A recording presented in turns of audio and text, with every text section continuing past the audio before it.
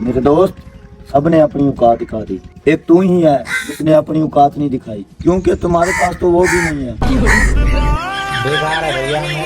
अस्सलाम वालेकुम नाज़रीन, तुसी देख रहे यूट्यूब चैनल यूसुफ रंधावा। अस्सलाम वालेकुम भाईजान। वालेकुम सलाम। आप कहाँ के हो भाईजान? भाई साहब मेरी शादी हो चुकी है, अब मैं कहीं का नहीं रहा।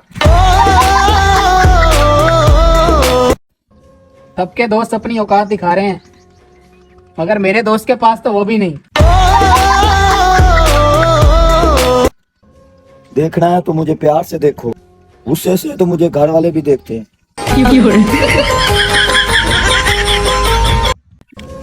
बेवफा से हम वफा की उम्मीद कर बैठे, जो थे बेवफा हम उनसे प्यार कर बैठे।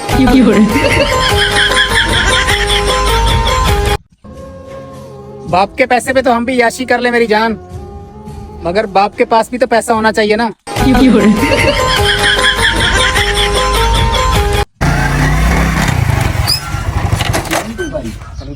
अरे भाई, इस ड्रेस पे जाना।